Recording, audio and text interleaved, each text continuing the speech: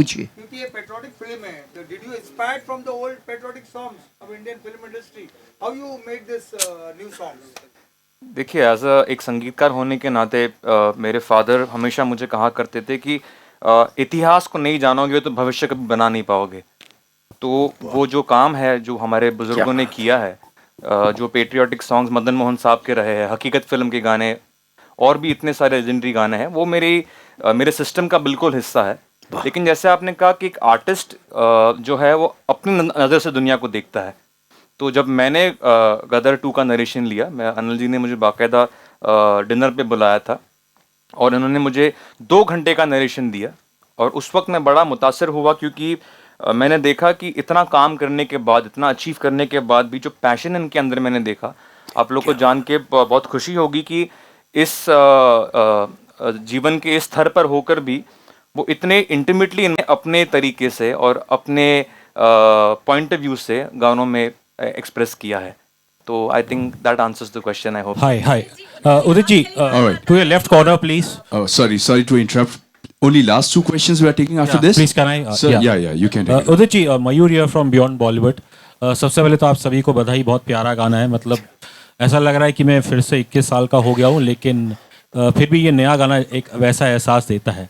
उदित जी, जो मेरा एक ऑब्जर्वेशन था as a very humble I would say listener, कि नॉर्मली हम जब आपकी आवाज़ जब सुनते हैं तो एक विजुअलाइजेशन भी रहती है जिसके अंदर आपका जो हंसमुख नेचर है, आपकी बॉडी लैंग्वेज है, वो कहीं ना कहीं वो आपके जो गाने हैं, जो लेजेंडरी सॉन्ग्स है, उनमें वो ना हमें वो झलक दिखती है।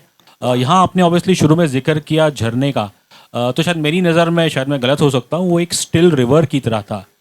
सो सर, इस चीज़ के बारे में कुछ आप कहेंगे कि मतलब आपने ब्रीदिंग शब्द का इस्तेमाल किया कि यहाँ पे बहुत डीप करना है, तो उसके बारे में थोड़ा और इलेबरेट कर सकते हैं? क्योंकि वो जो आपके एक एटीट्यूड है, एक हैप्पी एटीट्यूड, स्माइलिंग सिंगर, वो शायद यहाँ पे आपको उसको थोड़ा कंट्रोल करना था। देखिए, काम जो है, आप कितना भी काम कर लीजिए लाइफ में, लेकिन जिसको हम वर्कहोलिक बोलते हैं ना, वो जिसको काम करना है वो काम को छोड़ता नहीं है और वो लगा रहता है। तो बीइंग ए फार्मर सन, मतलब एक किसान का बेटा होते हुए एक ड्रीम थी कि मुझे सिंगर बनना है। तो बहुत मैंने सेक्रीफाइस किया लाइफ में, तपस्या की है। ये भी एक तपस्या ही है कि आज 22 साल के बाद भी एक यंग म्यूजिक डायरेक्टर मुझसे गाना गवा रहे हैं और वो खुश होते हैं। तो ऊपर वाला ये कहता है कि उदित नारायण, अभी भी जर्नी बाकी है तुम्हारा। तो अच्छा काम अगर करें लाइफ में तो आप सब लोग अप्रिशिएट करेंगे ही। तो म्यूजिक एक ऐसी चीज है, ये तो एक अथाह सागर है। बड़े बड़े गुणी जन बोलते हैं कि एक जन्म क्या 7 जन्म भी कम है म्यूजिक संगीत के लिए। ये सही है। लता जी का भी आशीर्वाद उतना ही मुझे मिला। हमेशा मुझे उन्होंने आशीर्वाद और प्यार दिया। बोले उदित नारायण, छोड़ना मत, लगे रहना। कुछ है जो मैं तुम्हें आशीर्वाद दे रही हूं।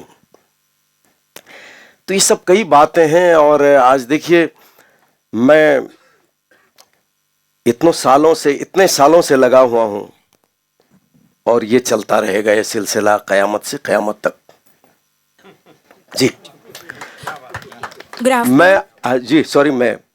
जब मैं आपका ये गदर 2 का गाना मैंने पहली बार देखा तो मैंने तानसेन जी को हिस्ट्री में पढ़ा है, सुना है। लेकिन आज बता रहा हूं, उस सनी जी जिस तरह से वो सारंगी लेके बैठते हैं और एक्सप्रेशन देते हैं, और अमीषा जी का एक्सप्रेशन में देखा तो लगा कि सनी देओल जी तानसेन के रूप में मुझे नजर आया। ये सही है। और आज एक म्यूजिक डायरेक्टर ने इतना मतलब मैं बयान नहीं कर सकता हूं कि मैं सोच में था कि मैं कर पाऊंगा कि नहीं, लेकिन कम आउट सो वेल और लोगों You ने are too good always. You were too good always. Thank you. All right, the last question, please. Yeah.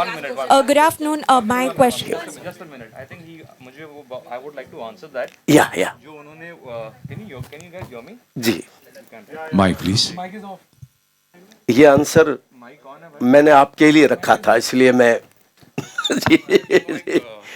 Hello check. एक इम्पॉर्टेंट मुद्दा है कि बहुत अच्छी बात उन्होंने पूछी कि उदित जी का जो प्रोजेक्शन जाना जाता है, क्योंकि देखिए ये गाना जो है जब रिलीज़ हुआ था मैं 10वीं कक्षा में था, और उस टाइम पे जिस आर्टिस्ट ने उसको गाया है, उसको 22 सालों तक जिया है, इतने कॉन्सर्ट्स में परफॉर्म किया है, it's part of his muscle memory.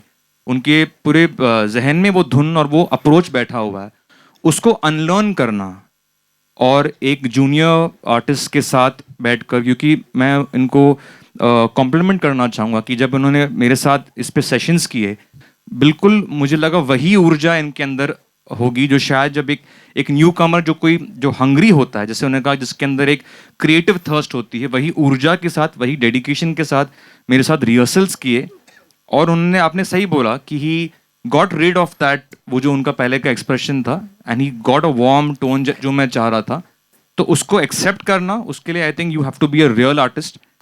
And Udit ji, I really want to thank you, अरे थैंक्स टू यू।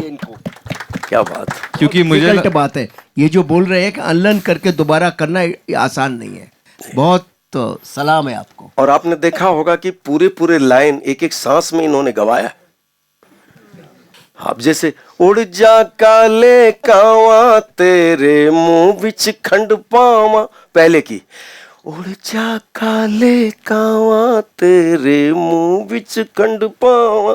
अब देखो मेरा अभी भी सांस नहीं पहुंचता, लेकिन इन्होंने गवाया। बोले आपके लिए चैलेंज है और अब गा दो तो मजा आ जाएगा।